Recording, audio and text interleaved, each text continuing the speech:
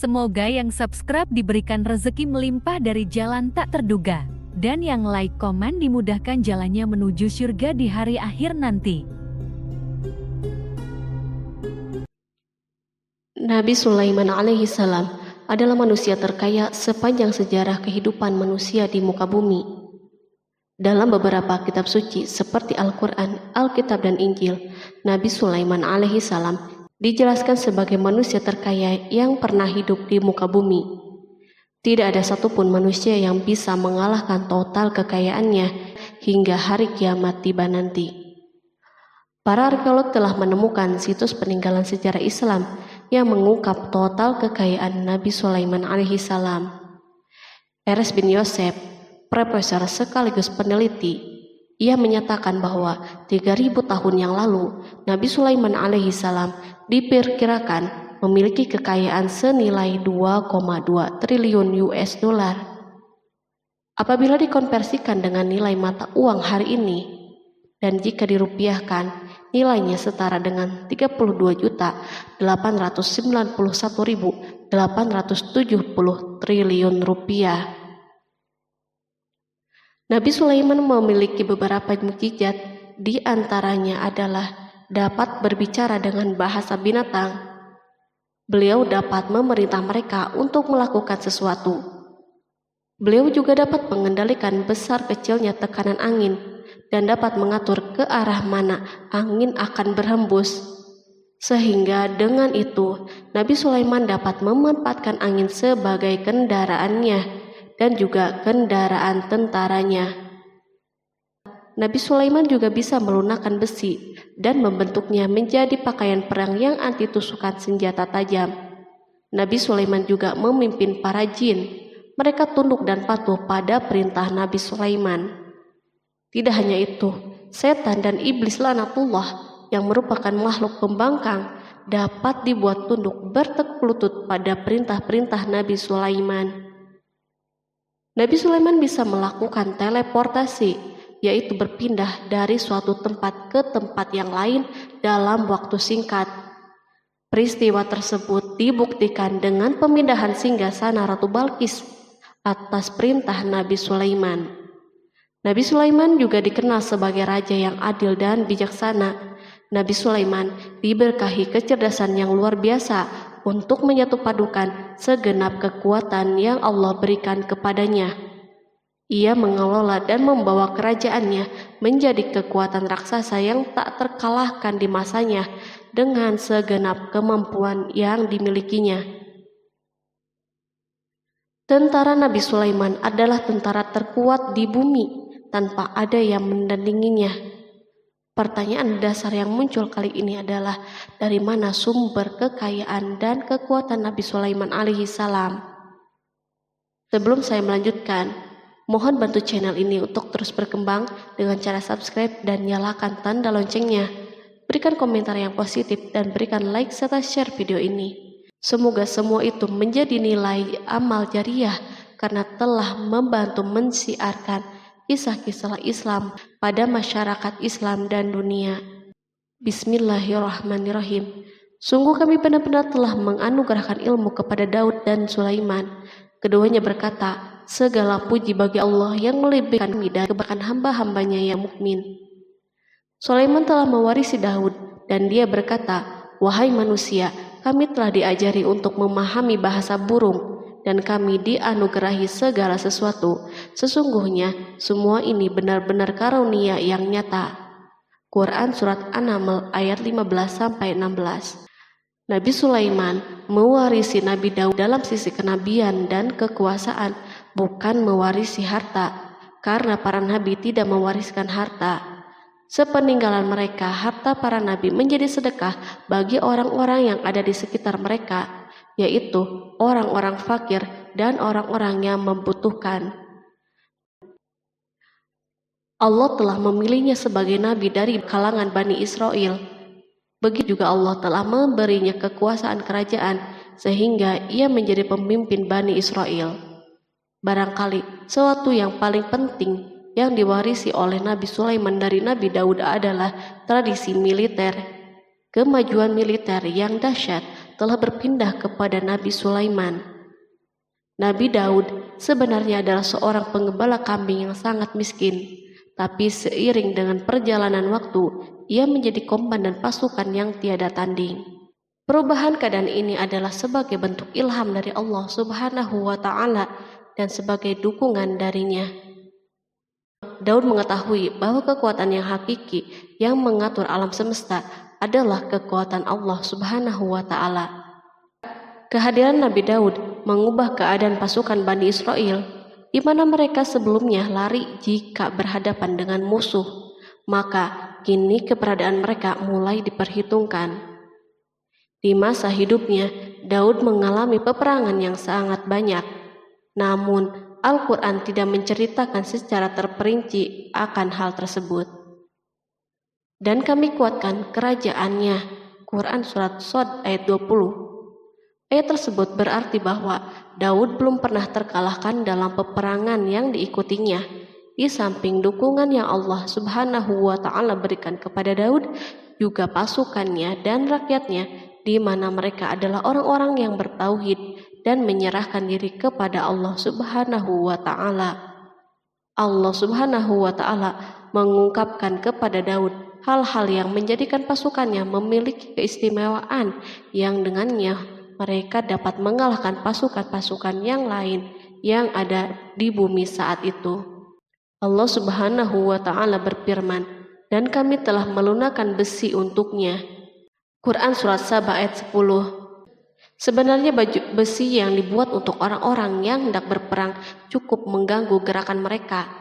Kita bisa membayangkan ketika ada dua orang yang berperang, yang satunya dapat bergerak dengan bebas, sementara yang lain tidak leluasa bergerak.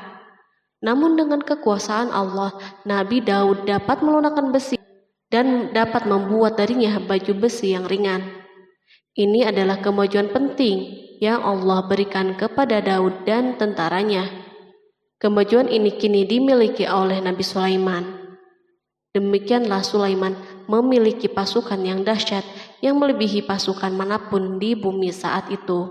Bahkan Allah Subhanahu wa Ta'ala menambah karunia-Nya kepada Nabi Sulaiman. Dan Sulaiman telah mewarisi Daud dan dia berkata, "Hai manusia, kami telah diberi pengertian tentang suara burung dan kami diberi segala sesuatu. Sesungguhnya ini benar-benar suatu karunia yang nyata." Quran Surat An-Naml ayat 16. Pada suatu hari, Nabi Sulaiman menengadahkan tangannya dan berdoa kepada Allah Subhanahu wa Ta'ala. Antara hati Nabi dan Allah tidak ada penghalang, tidak ada jarak, tidak ada sekatan waktu, dan tak ada seorang pun dari para nabi yang berdoa kepada Allah kecuali doanya pasti terkabul. Kejernihan hati ketika mencapai puncak tertentu, maka ia akan menggapai apa saja yang diinginkan di jalan Allah Subhanahu wa Ta'ala. Dalam doanya Nabi Sulaiman berkata, "Ya Tuhanku, ampunilah aku dan anugerahkanlah kepadaku kerajaan yang tidak dimiliki oleh seorang pun sesudahku." Quran Surat Shad ayat 35. Sulaiman menginginkan dari Allah Subhanahu wa Ta'ala suatu kerajaan yang belum pernah diperoleh oleh siapapun setelahnya. Allah Subhanahu wa Ta'ala mengabulkan doa hambanya Nabi Sulaiman dan memberinya kerajaan tersebut. Barangkali orang-orang yang hidup di saat ini bertanya-tanya, mengapa Sulaiman meminta kerajaan ini yang belum pernah dimiliki oleh seorang pun setelahnya. Ambisi Sulaiman untuk mendapatkan kekuasaan atau kerajaan adalah ambisi yang ada di dalam seorang nabi, dan tentu ambisi para nabi tidak berkaitan kecuali dengan kebenaran. Ambisi tersebut adalah bertujuan untuk memudahkan penyebaran dakwah di muka bumi. Nabi Sulaiman sama sekali tidak cinta kepada kekuasaan ataupun ingin menunjukkan kesombongan. Namun beliau ingin mendapatkan kekuasaan untuk memerangi kelaliman yang menyebar di muka bumi. Perhatikanlah kata-kata Nabi Sulaiman kepada Balqis ketika beliau berdialog dengannya. Dan ketika Balqis datang, ditanyakanlah kepadanya, "Serupa inikah singgasanamu?" Dia menjawab, "Seakan-akan singgasana ini singgasanaku, kami telah diberi pengetahuan sebelumnya dan kami adalah orang-orang yang berserah diri. Quran Surat An-Naml ayat 42. Demikianlah kata-kata Sulaiman yang bijaksana, kata-kata yang membenarkan permintaannya untuk memiliki kekuasaan dan kekuatan. Sulaiman telah mengerahkan semua kemuliaan dan kekuasaannya dalam rangka menegakkan agama Allah Subhanahu wa Ta'ala dan menyebarkan Islam. Nabi Sulaiman mewarisi kekuasaan, kenabian, hikmah ilmu dari Daud. Orang-orang menyebut Sulaiman Al-Hakim atau Sulaiman yang bijaksana. Kebijaksanaan Nabi Sulaiman tidak terbatas pada keadilannya di tengah-tengah manusia dan kasih sayangnya kepada mereka. Namun kebijaksanaan Sulaiman juga berlaku di kalangan burung dan binatang-binatang lainnya. Nabi Daud juga mengenal bahasa burung, tetapi Sulaiman dapat berbicara dengan bahasa burung. Bahkan ia dapat menjadikannya sebagai pembantunya. Ketika Nabi Daud bertasbih, maka gunung-gunung dan burung-burung serta binatang buas pun ikut bertasbih bersamanya. Bahkan angin pun berhenti untuk mendengar tasbih ini. Sedangkan Nabi Sulaiman, Allah Subhanahu wa Ta'ala memberinya karunia lebih dari itu, di mana binatang-binatang buas tunduk padanya, begitu juga angin dan burung. Allah Subhanahu wa Ta'ala berfirman, dan sesungguhnya kami telah memberi ilmu kepada Daud dan Sulaiman, dan keduanya mengucapkan, segala puji bagi Allah yang melebihkan kami dari kebanyakan hamba-hambanya yang beriman. Dan dia berkata, hai manusia, kami telah diberi pengertian tentang suara burung, dan kami diberi segala sesuatu. Sesungguhnya semua ini benar-benar karunia yang nyata. Quran Surat An-Naml ayat 15-16. Nabi Sulaiman mampu mendengar bisikan semut yang berbicara dengan sesama mereka. Bahkan ia mampu memerintahkan semut tersebut sehingga semut itu taat kepada perintahnya. Pasukan Nabi Sulaiman memiliki kekuatan yang sangat dahsyat di dunia. Belum pernah ada di dunia suatu pasukan yang memiliki kekuatan seperti ini. Kekuatan Nabi Sulaiman berasal dari beberapa kombinasi yang sangat mengagumkan, sehingga karenanya ia tidak dapat tertandingi. Kekuatan itu terdiri dari manusia, jin, dan burung. Kita mengetahui bahwa jin adalah makhluk Allah Subhanahu wa Ta'ala dan manusia tidak mampu untuk melihatnya atau menghadirkannya atau meminta pertolongannya. Sedangkan Sulaiman telah diberi Allah Subhanahu wa Ta'ala kemampuan untuk menundukkan jin. Bahkan ia mampu menjadikan mereka sebagai pekerja-pekerja kasar di kerajaannya saat itu, saat tidak ada peperangan. Ketika ada pasukan lain yang mencoba melawan pasukan ini, maka mustahil mereka akan merasakan kemenangan. Bahkan pasukan Sulaiman juga diperkuat oleh pasukan burung. Burung di pasukan Sulaiman memerankan tugas yang sangat penting, yaitu sebagai badan intelijen. Kita mengetahui bahwa peranan informasi saat peperangan sangatlah penting. Dari informasi tersebut, pasukan dapat mengetahui keadaan musuhnya. Demikianlah peranan burung pada pasukan Sulaiman. Ia terbang di tengah-tengah musuh, kemudian ia kembali kepada Sulaiman untuk menyampaikan berita tentang keadaan musuhnya. Di samping jin dan burung, Allah Subhanahu wa Ta'ala juga menundukkan angin untuk Sulaiman. Nabi Sulaiman dapat memerintahkan angin dan ia mampu menaiki angin bersama tentaranya. Pasukan Sulaiman juga terdiri dari pasukan udara pada saat di mana tak seorang pun memimpikan untuk terbang di udara. Barangkali mukjizat ini yang Allah Subhanahu wa Ta'ala berikan kepada Sulaiman menjadi sebab kejayaan militernya sehingga pasukannya tidak tertandingi. Allah Subhanahu wa Ta'ala berfirman, dan dihimpunkan kepada Sulaiman tentaranya dari jin, manusia, dan burung, lalu mereka diatur dengan tertib dalam barisan. Quran Surat An-Naml ayat 17. Kemudian kami tundukkan kepada angin yang berhembus dengan baik menurut kemana saja yang dikehendakinya. Dan kami tundukkan pula kepadanya setan-setan, semuanya ahli bangunan dan penyelam, dan setan yang lain yang terikat dalam belenggu. Inilah anugerah kami, maka berikanlah kepada orang lain atau tahanlah untuk dirimu sendiri dengan tiada pertanggungan jawab. dan sesungguhnya dia mempunyai kedudukan yang dekat pada sisi kami dan tempat kembali yang baik. Quran Surat Shad ayat 30-40. Di samping senjata udara yang Allah Subhanahu wa Ta'ala berikan kepada Sulaiman, Allah Subhanahu wa Ta'ala juga memberikan kemampuan yang tak seorang pun dari para nabi mendapatkannya, yaitu kemampuan untuk memerintah setan. Setan adalah salah satu bagian dari jin. Ia adalah kelompok yang celaka dari bangsa jin. Kelompok ini sebenarnya tidak mampu dikuasai oleh manusia. Bahkan jin soleh pun tidak dapat mengatur mereka. Adapun Sulaiman, Allah Subhanahu wa Ta'ala memberinya kekuasaan untuk menundukkan setan dan mempekerjakannya, bahkan mengikatnya dengan rantai serta menghukumnya jika menentang perintahnya. Setan membangun untuk Sulaiman istana dan patung-patung dan alat-alat perang. Bahkan setan-setan itu menyelam di dasar lautan untuk mengeluarkan permata dan yakut untuk Sulaiman. Jika ada di antara setan yang menentang perintahnya, maka Nabi Sulaiman mengikatnya dengan rantai. Ini semua menunjukkan kekayaan Sulaiman dan kekuasaannya, di mana ia mampu mengatur banyak makhluk di dunia. Tentu kemampuan itu atas izin Allah sebagai mukjizat darinya. Allah Subhanahu wa Ta'ala berfirman, dan sebagian dari jin ada yang bekerja di hadapannya di bawah kekuasaannya dengan izin Tuhannya, dan siapa yang menyimpang di antara mereka dari perintah kami, maka kami rasakan kepadanya azab neraka yang apinya menyala-nyala. Para jin itu membuat untuk Sulaiman apa yang dikehendakinya dari gedung-gedung yang tinggi, patung-patung, dan piring-piring yang besarnya seperti kolam dan periuk yang tetap berada di atas tungku. Quran Surat Saba ayat 12. Nabi Sulaiman yang bijaksana adalah penguasa yang tak tertandingi di muka bumi.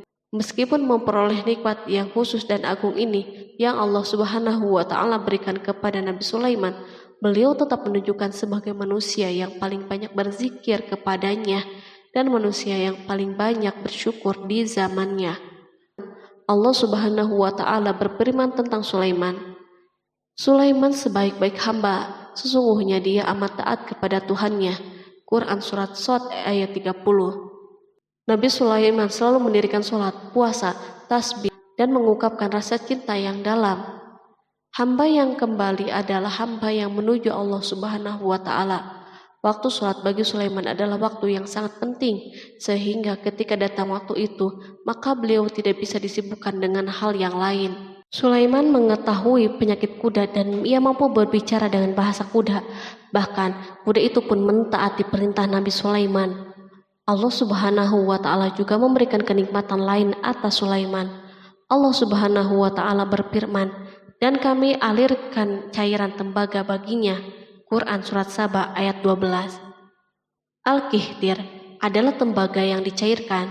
Sebagaimana Allah Subhanahu wa Ta'ala memberikan nikmat atas ayahnya Daud di mana ia mampu melunakkan besi, dan Allah Subhanahu wa Ta'ala mengajarinya bagaimana cara mencairkannya, maka Sulaiman pun memanfaatkan tembaga yang cair untuk peperangan dan di saat perdamaian. Pada saat peperangan, beliau mencampur tembaga dengan besi dan membuat darinya perunggu. Mereka menggunakan senjata-senjata perunggu dalam peperangan seperti pedang, baju besi, dan pisau. Senjata-senjata ini adalah senjata yang paling kuat di saat itu. Sedangkan di saat perdamaian, tembaga digunakan untuk membuat bangunan, patung, dan sebagainya. Meskipun Nabi Sulaiman mendapatkan nikmat yang besar dan karunia yang khusus, Allah Subhanahu wa Ta'ala mengujinya dengan suatu ujian yang akan selalu datang pada seorang hamba. Ketika hamba itu mendapatkan kedudukan yang besar, maka ujiannya pun menjadi besar. Allah Subhanahu wa Ta'ala menguji Sulaiman dengan penyakit. Allah Subhanahu wa Ta'ala berfirman, dan sesungguhnya kami telah menguji Sulaiman dan kami jadikan dia tergeletak di atas kursinya sebagai tubuh yang lemah karena sakit. Kemudian ia bertaubat. Ia berkata, Ya Tuhanku, ampunilah aku, anugerahkanlah kerajaan yang tidak dimiliki oleh seorang pun sesudahku. Sesungguhnya Engkaulah yang Maha Pemberi. Kemudian kami tundukkan kepadanya angin yang berhembus dengan baik menurut kemana saja yang ia kehendaki. Dan kami tundukkan pula kepadanya setan-setan, semuanya ahli bangunan dan penyelam. Quran Surat Shod ayat 34-37. Sulaiman diuji dengan penyakit yang sangat keras, di mana Toran saat itu tidak mampu mengatasinya. Sakitnya Sulaiman sangat keras, sehingga para dokter dari kalangan manusia dan jin tidak mampu menghilangkan penyakitnya. Lalu burung-burung menghadirkan rumput-rumput yang dianggapnya sebagai obat, tetapi Sulaiman pun belum juga sembuh.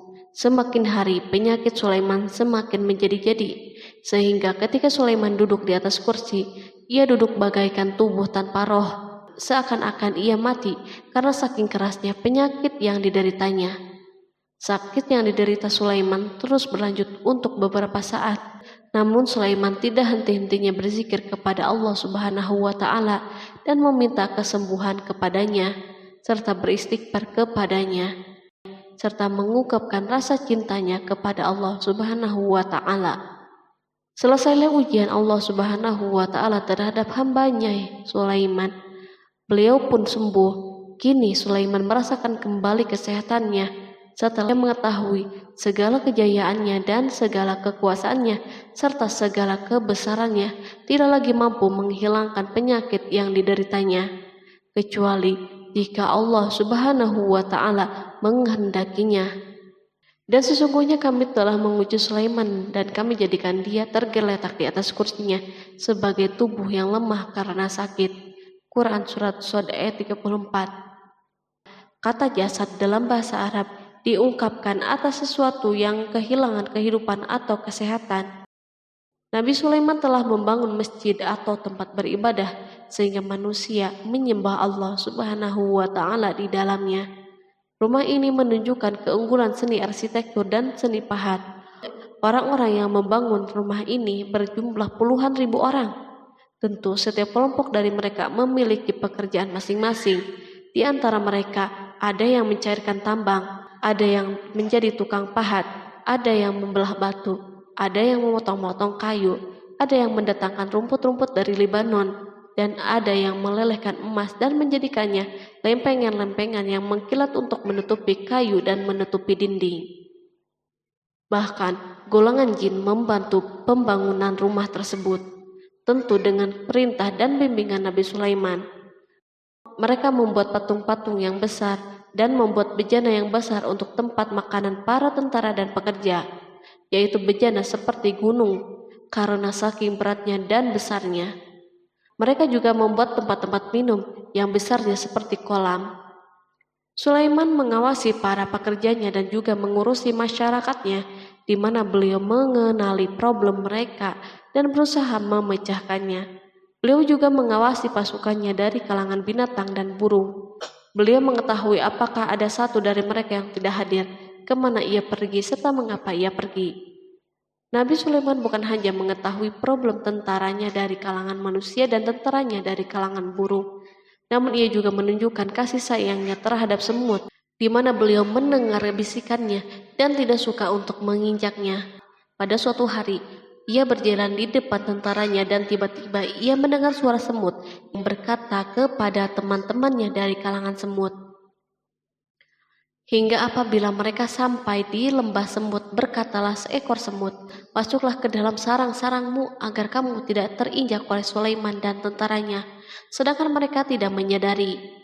Maka dia tersenyum karena mendengar perkataan semut itu, dan ia berdoa, "Ya Tuhanku, berilah aku ilham untuk tetap mensyukuri nikmat-Mu yang telah Engkau anugerahkan kepadaku dan kepada kedua orang ibu dan bapakku, dan untuk mengerjakan amal soleh yang Engkau ridhoi, dan masukkanlah aku dengan rahmat-Mu ke dalam golongan hamba-hamba-Mu yang soleh." Quran Surat An-Naml ayat 18-19. Sulaiman mendengarkan pembicaraan semut itu, lalu beliau tersenyum karena mendengar pembicaraannya. Apa yang dibayangkan oleh semut kecil itu? Meskipun Sulaiman mendapatkan kekuasaan dan memiliki tentara yang besar, namun beliau menunjukkan kasih sayang terhadap semut. Beliau mendengar bisikannya dan melihat semut yang ada di depannya. Oleh karena itu, tidak mungkin baginya untuk menginjaknya.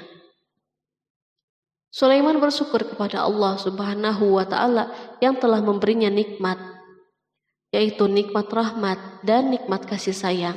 Di samping itu, Sulaiman orang yang paling kaya di dunia, di mana istananya terbuat dari kayu-kayu gaharu yang memiliki bau yang harum, dan istananya terbuat dari emas dan terkadang dari kristal. Beliau juga memiliki kursi besar yang dibuat dari emas dan permata. Istana Sulaiman merupakan istana yang paling besar di dunia. Sulaiman menggunakan pakaian dari emas dan permata. Meskipun demikian, Sulaiman tetap menunjukkan sebagai hamba yang berserah diri dan rendah diri kepada Allah Subhanahu wa Ta'ala dan kepada manusia.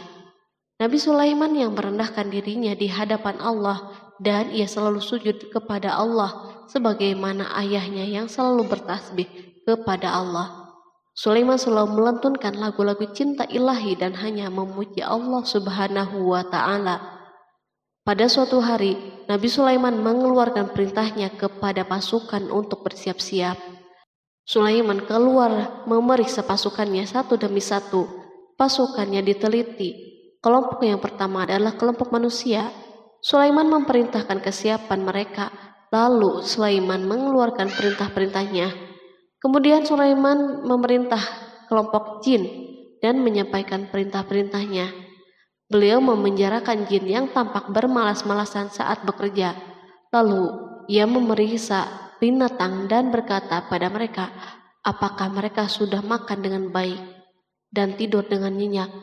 Apakah ada yang mengadu kepadanya, misal karena penyediaan makanan yang tidak layak? Apakah di sana ada yang sakit dan sebagainya? Ketika Sulaiman merasa puas dengan semuanya, Sulaiman memasuki tenda tempat berkumpulnya burung.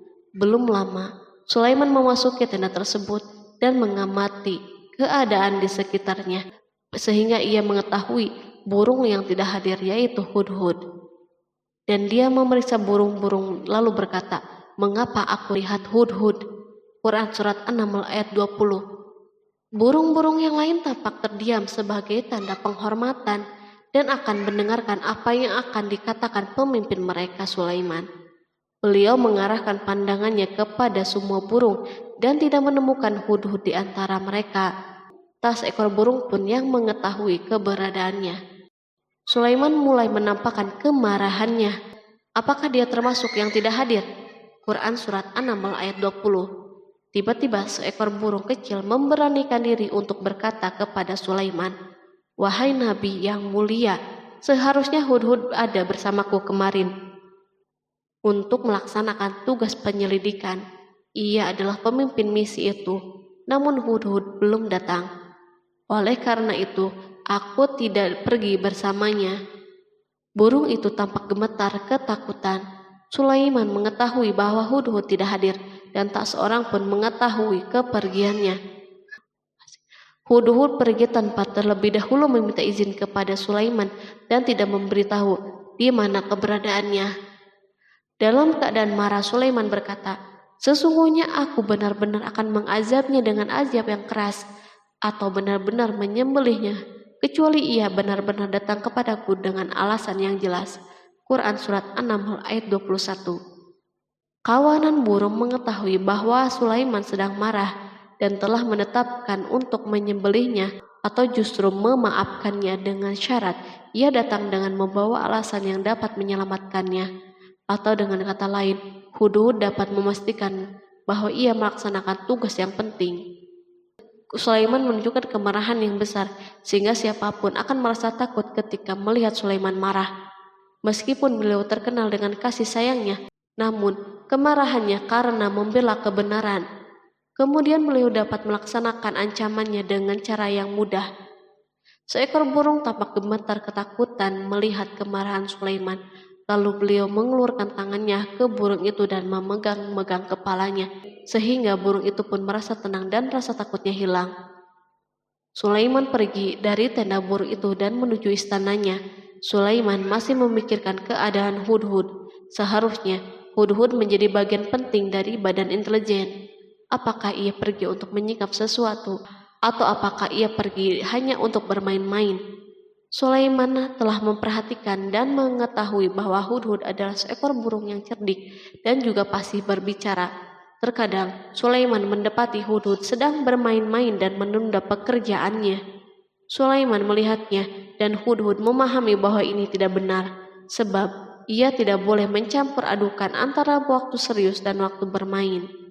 Akhirnya, tidak lama setelah kepergiannya, Hudhud tiba di tenda burung. Burung-burung yang lain berkata kepadanya, "Pergilah engkau ke tempat tuan kita Sulaiman. Jika ia mengetahui bahwa engkau telah sampai, maka jiwamu benar-benar terancam." Hudhud terbang dan menemui Sulaiman. Pada waktu itu, Sulaiman sedang berdiri dan telah menetapkan untuk memulai pembicaraan dengan. Pada waktu itu, beliau sedang duduk sambil makan. Hudhud berdiri dan telah menetapkan untuk memulai pembicaraan dengan Sulaiman sebelum beliau bertanya kepadanya kemana ia pergi. Ini sebagai bukti bahwa ia melaksanakan tugas penting. Lalu ia berkata, "Aku telah mengetahui sesuatu yang kamu belum mengetahuinya, dan kubawa kepadamu dari negeri Saba suatu berita penting yang diyakini." Quran Surat An-Naml ayat 22. Aku adalah Hudhud yang miskin, tapi aku mengetahui apa yang tidak engkau ketahui. Dan aku telah datang kepadamu dari kerajaan Saba dengan membawa berita yang sangat penting. Sulaiman tampak terdiam dan menunggu Hudhud menyelesaikan pembicaraannya. Hudhud mengemukakan perkataan yang sering disampaikan Sulaiman kepada manusia dan burung. Sesungguhnya aku menjumpai seorang wanita yang memerintah mereka, dan dia dianugerahi segala sesuatu, serta mempunyai singgasana yang besar. Aku mendapati dia dan kaumnya menyembah matahari selain Allah, dan setan telah menjadikan mereka memandang indah perbuatan mereka, lalu menghalangi mereka dari jalan Allah, sehingga mereka tidak dapat petunjuk, agar mereka tidak menyembah Allah yang mengeluarkan apa yang terpendam di langit dan di bumi, dan yang mengetahui apa yang kamu sembunyikan dan apa yang kamu nyatakan. Allah tidak Tuhan yang berhak disembah kecuali Dia, Tuhan yang mempunyai arsy yang besar. Quran Surat An-Naml ayat 23-26. Hudhud diam sejenak dan Sulaiman merasa bahwa Hudhud menunjukkan kefasihan lisannya dan berbicara dengan baik kepadanya. Hudhud mengemukakan perkataan yang sering disampaikan Sulaiman kepada manusia dan burung. Jelas sekali bahwa Hudhud mengulangi perkataan pemimpin kita Sulaiman sebagai usaha yang terakhir untuk memperoleh kasih sayang Sulaiman dan agar beliau puas dengan penjelasannya itu. Sulaiman berkata sambil menunjukkan senyum manis di wajahnya, "Akan kami lihat apakah kamu benar ataukah kamu termasuk orang-orang yang berdusta." Quran Surat An-Naml ayat 27. Hudhud ingin mengatakan, "Aku tidak bohong, wahai Nabi yang mulia." Namun, diamnya Sulaiman membuatnya takut, sehingga ia pun terdiam.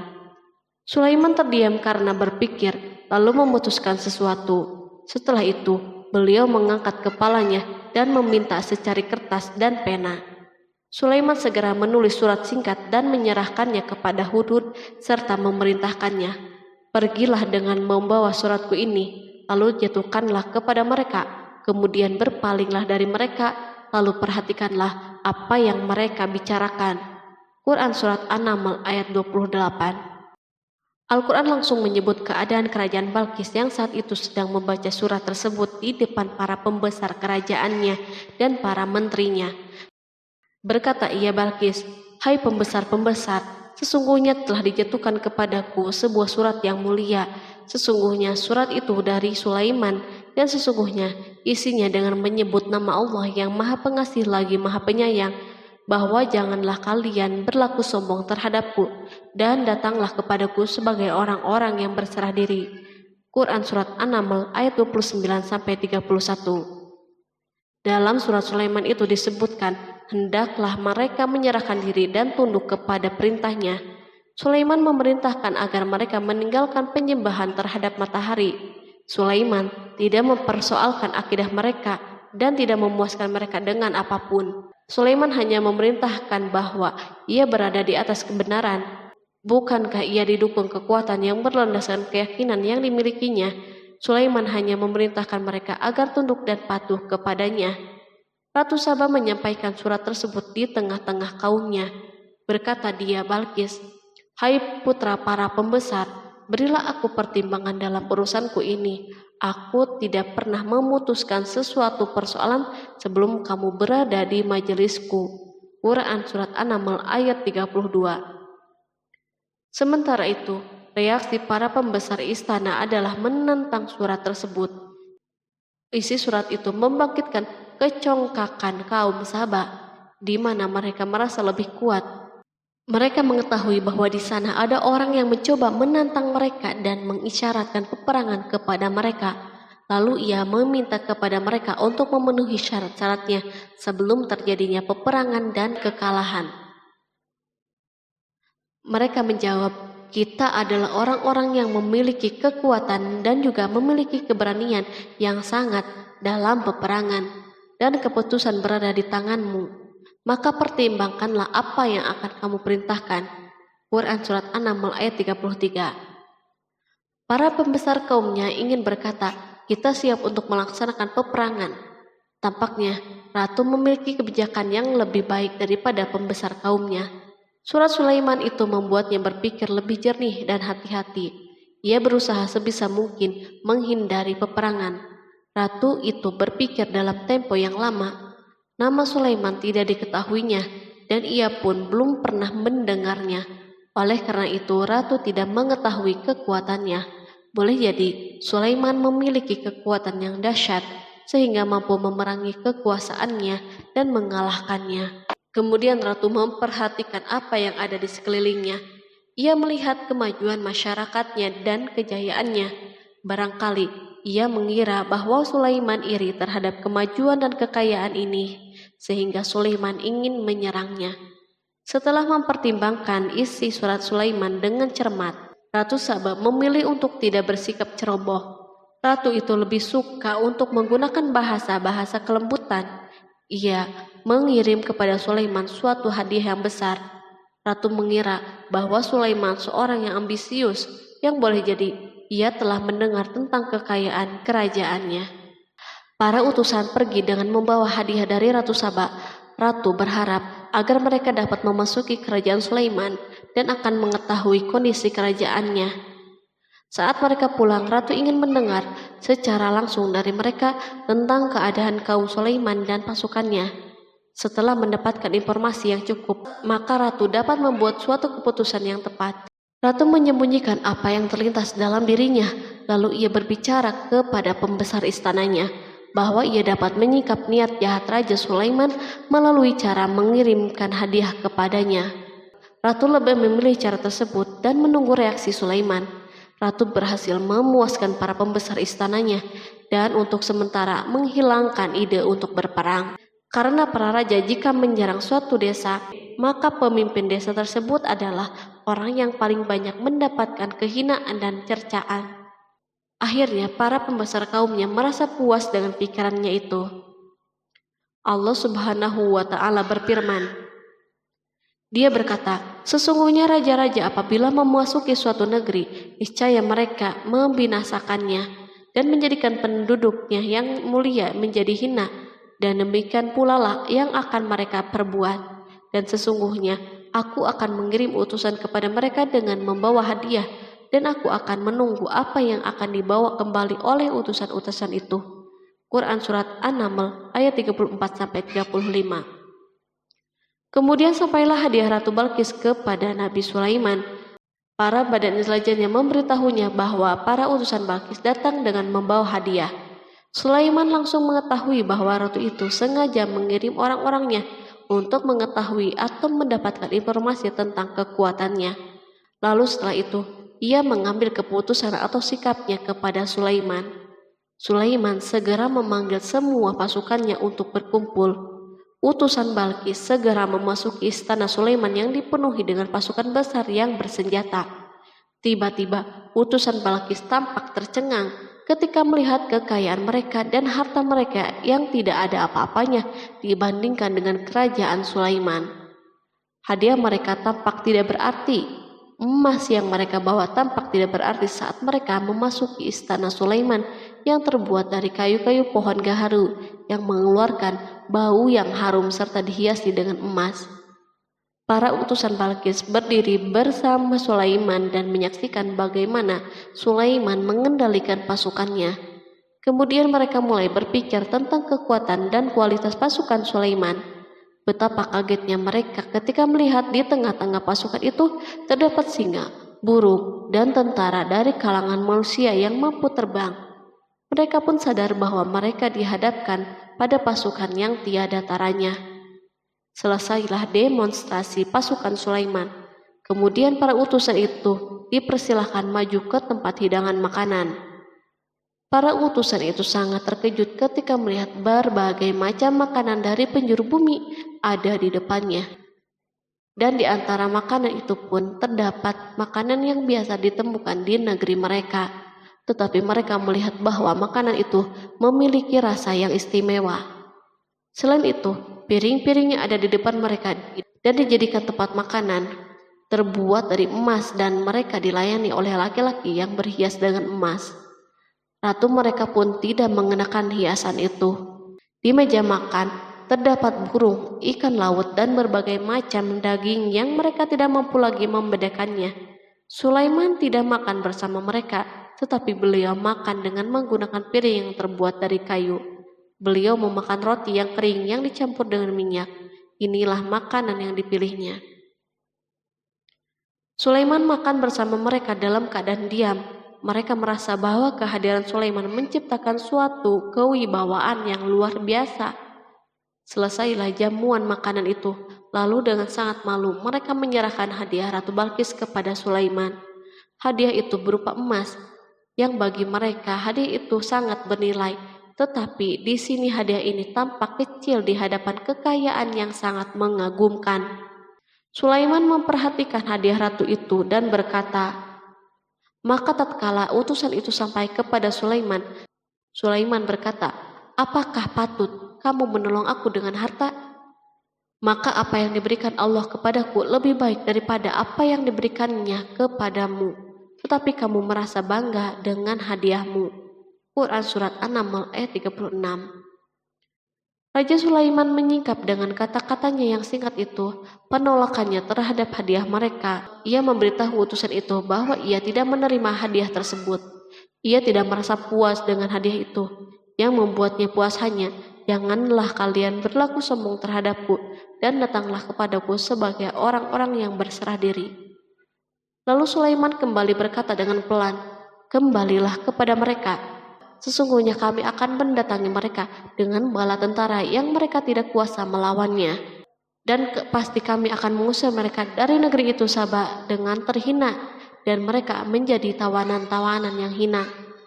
Quran Surat An-Naml ayat 37. Sulaiman meninggalkan para utusan ratu itu setelah terlebih dahulu mengancam mereka. Para utusan itu mengharap agar Sulaiman mau menunggu kunjungan dari Ratu Balkis yang akan membawa misi perdamaian.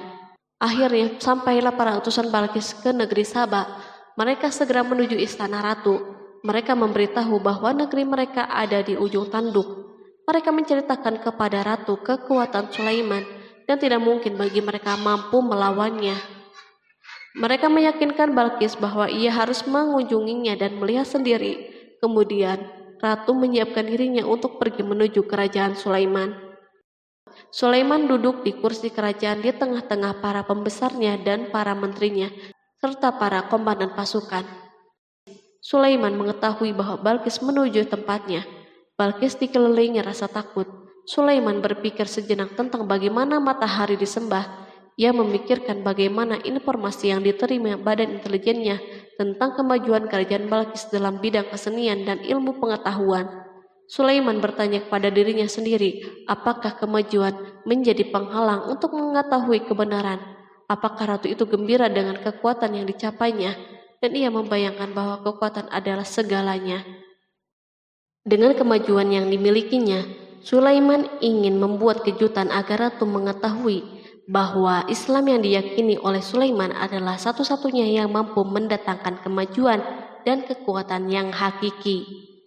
sehingga ia dapat membandingkan antara keyakinannya dalam menyembah matahari beserta kemajuan yang dicapainya dan keyakinan Sulaiman juga beserta kemajuan yang diraihnya. Para intelijen Sulaiman telah memberitahunya bahwa hal yang sangat disegani dan dikagumi oleh kaum Balkis adalah singgasana Ratu Balkis. Singgasana itu terbuat dari emas dan batu mulia. Singgasana tersebut dijaga oleh para penjaga yang sangat disiplin, di mana mereka tidak pernah lalai sedikit pun. Oleh karena itu, sangat tepat bila Sulaiman menghadirkan singgasananya di sini, di kerajaannya, sehingga ketika ratu tiba, maka ia dapat duduk di atasnya. Sulaiman ingin membuat kejutan kepadanya dan menunjukkan bahwa kemampuannya tersebut yang berlandaskan pada keislamannya. Sulaiman melakukan yang demikian itu dengan harapan agar si ratu tunduk kepadanya. Ide ini terlintas dalam diri Sulaiman, lalu ia mengangkat kepalanya dan menoleh kepada anak buahnya. Berkatalah Sulaiman, "Hai para pembesar, siapakah di antara kamu sekalian yang sanggup membawa singgasananya kepadaku sebelum mereka datang kepadaku sebagai orang-orang yang berserah diri?" Quran Surat An-Naml ayat 38. Perhatikanlah ungkapan pikiran Nabi Sulaiman tersebut. Semua pemikirannya berkisar tentang keislaman para penyembah matahari, tentang bagaimana beliau dapat memberikan petunjuk kepada mereka di jalan Allah.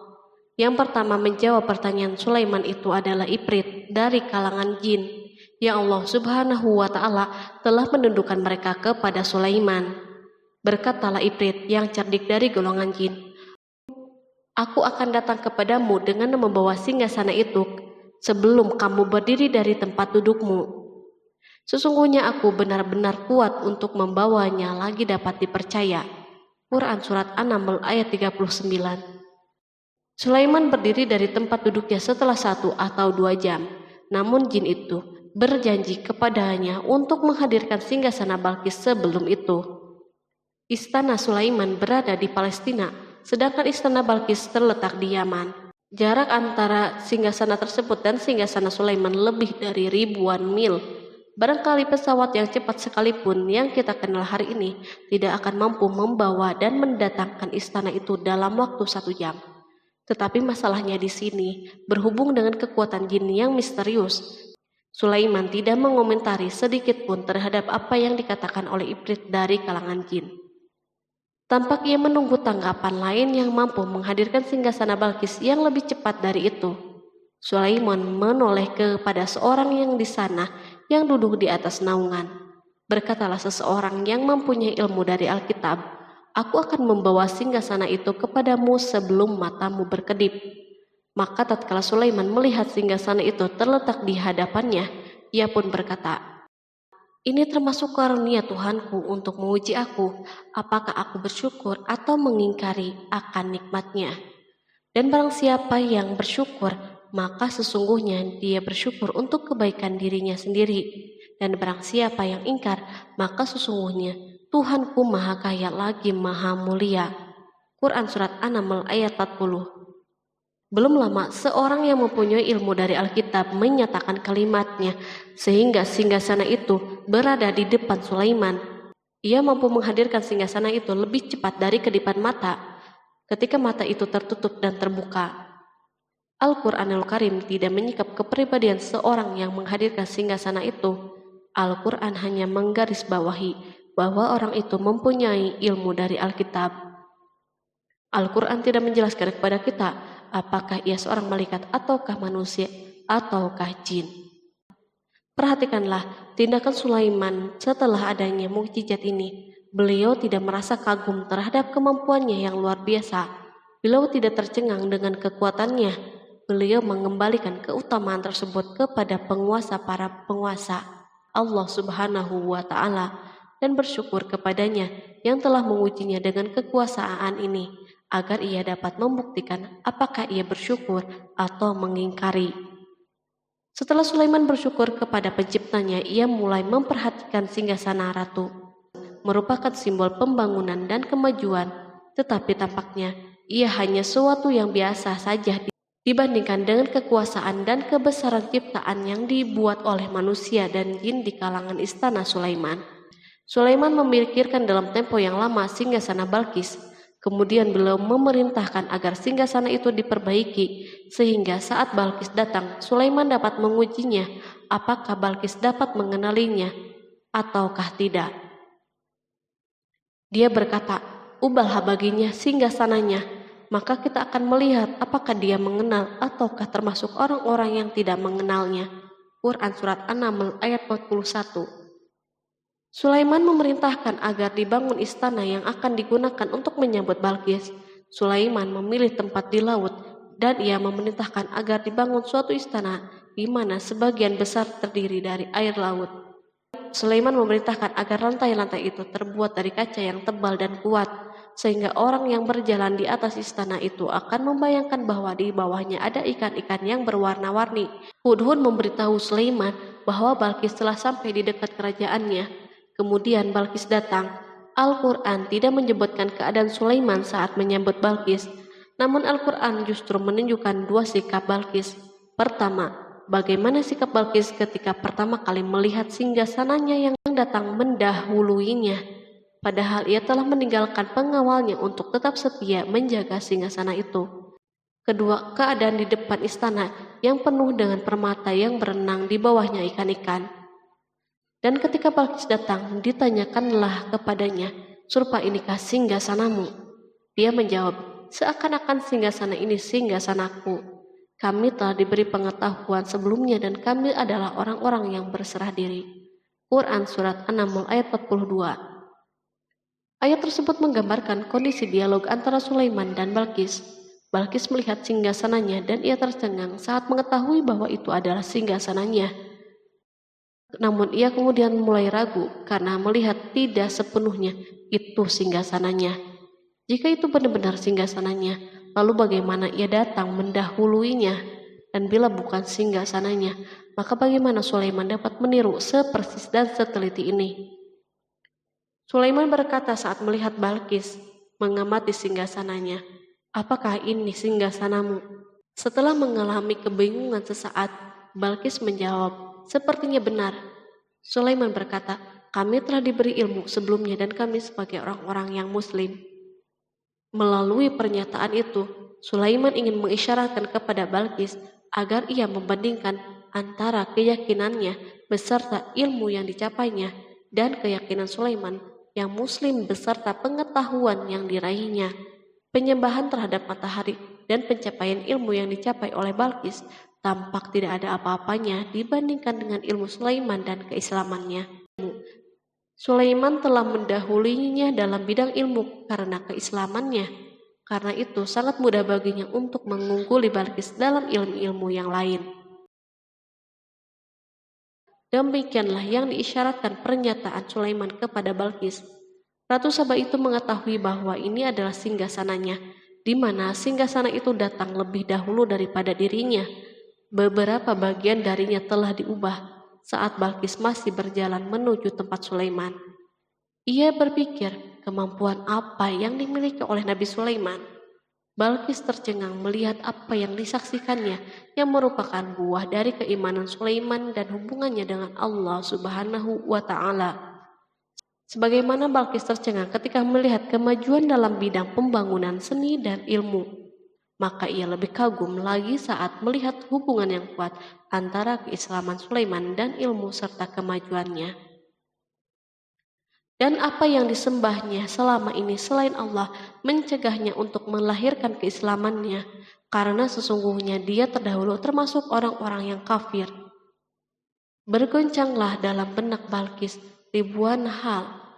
Ia melihat keyakinan kaumnya runtuh di hadapan Sulaiman. Ia menyadari matahari yang disembahnya merupakan ciptaan Allah Subhanahu wa Ta'ala, di mana dia menggerakkannya untuk hamba-hambanya. Lalu terbitlah matahari kebenaran pada dirinya. Hatinya diterangi oleh cahaya baru yang tidak akan tenggelam seperti tenggelamnya matahari. Masa keislamannya hanya menunggu waktu. Balkis memilih waktu yang tepat untuk mengumumkan keislamannya. Allah Subhanahu wa Ta'ala berfirman, dikatakan kepadanya, "Masuklah ke dalam istana." Maka tatkala dia melihat lantai istana itu, dikiranya kolam air yang besar dan disikapnya kedua betisnya. Berkatalah Sulaiman, Sesungguhnya ia adalah istana yang licin yang terbuat dari kaca. Berkatalah Balqis, "Ya Tuhanku, sesungguhnya aku telah berbuat zalim terhadap diriku, dan aku berserah diri bersama Sulaiman kepada Allah, Tuhan semesta alam." Quran Surat 6 ayat 44. Dikatakan kepada Balqis, masuklah ke dalam istana. Ketika ia masuk, maka ia tidak menyaksikan adanya kaca, tetapi ia melihat air, sehingga ia mengira akan bersinggungan dengan air laut. Lalu ia menyingkap sedikit bajunya agar bajunya tidak basah. Sulaiman mengingatkannya tanpa melihat agar tidak khawatir terhadap pakaiannya, karena pakaiannya tidak akan basah sebab di sana tidak ada air. Ia sekedar kaca yang halus yang saking halusnya hingga tidak tampak. Pada kesempatan itulah Balqis mengumumkan keislamannya. Ia mengakui kelaliman dirinya dan ia menyatakan penyerahan diri kepada Sulaiman dan kepada Allah Subhanahu wa Ta'ala. Lalu kaumnya pun mengikutinya dan mereka memeluk Islam. Balqis menyadari ia berhadapan dengan penguasa yang terbesar di bumi dan salah satu nabi yang mulia. Untuk pertama kalinya wajah Sulaiman dihiasi dengan senyuman yang menunjukkan kepuasannya sejak Balqis mengunjunginya. Demikianlah Sulaiman mewujudkan kejayaannya yang hakiki dan menyebarkan cahaya Islam di muka bumi. Al-Quran tidak menyebutkan kisah Balqis setelah keislamannya. Para ahli tafsir mengatakan bahwa ia menikah dengan Sulaiman. Selain itu, ada yang mengatakan bahwa ia menikah dengan salah satu orang dekat Sulaiman. Ada juga yang mengatakan bahwa sebagian Raja Habasyah adalah keturunan dari buah perkawinan ini. Sulaiman hidup di tengah-tengah kejayaan dan kemuliaan di muka bumi. Kemudian Allah Subhanahu wa Ta'ala menetapkan kematian baginya. Sebagaimana kehidupan Sulaiman yang berada di puncak kemuliaan dan kejayaan yang penuh dengan keajaiban yang luar biasa, maka kematiannya pun merupakan tanda-tanda kebesaran Allah Subhanahu wa Ta'ala yang penuh dengan keajaiban. Demikianlah bahwa kematiannya sesuai dengan kehidupannya, sesuai dengan kejayaannya. Allah Subhanahu wa Ta'ala berfirman tentang kematian Sulaiman. Maka tatkala kami telah menetapkan kematian Sulaiman, tidak ada yang menunjukkan kepada mereka kematiannya itu kecuali rayap yang memakan tongkatnya. Maka tatkala ia telah tersungkur, tahulah jin bahwa kalau sekiranya mereka mengetahui yang gaib, tentulah mereka tidak akan tetap dalam siksa yang menghinakan. Quran Surat Saba ayat 14. Kemampuan Nabi Sulaiman untuk menundukkan jin dan mempekerjakan mereka serta hubungan mereka dengannya, semua ini menimbulkan fitnah di tengah-tengah manusia dalam hal tertentu. Dan kematian Sulaiman merupakan batasan atau jawaban terhadap fitnah ini. Kami tidak mengetahui siapa yang mengklaim bahwa jin mengetahui hal yang gaib. Kami tidak mengetahui siapa yang bertanggung jawab terhadap tersebarnya isu yang keliru ini. Yang kita ketahui adalah bahwa hal tersebut tersebar dan mempengaruhi sebagian manusia dan jin. Barangkali manusia berkata kepada diri mereka, selama jin melakukan perbuatan yang luar biasa ini, maka apa gerangan yang menjadikan mereka tidak mengetahui hal-hal yang gaib itu? Manusia lupa bahwa kunci kegaiban berada di tangan Allah Subhanahu wa Ta'ala.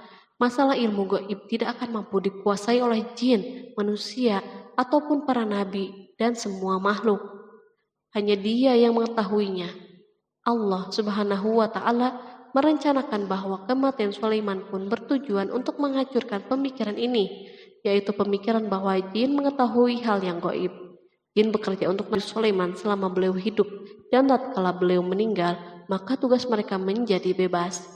Nabi Sulaiman meninggal tanpa diketahui oleh jin, sehingga mereka tetap bekerja untuknya. Mereka tetap kepada Sulaiman. Seandainya mereka mengetahui hal yang gaib, niscaya mereka tidak akan meneruskan pekerjaan mereka. Pada suatu hari Sulaiman memasuki mihrabnya untuk itikaf, ibadah dan sholat. Tak seorang pun berani mengganggu khalwat di mihrabnya. Mihrab Sulaiman terletak di puncak gunung dan dindingnya terbuat dari permata. Pada suatu hari, Sulaiman duduk bersandar pada tongkatnya dan ia tampak tenggelam dalam tafakur.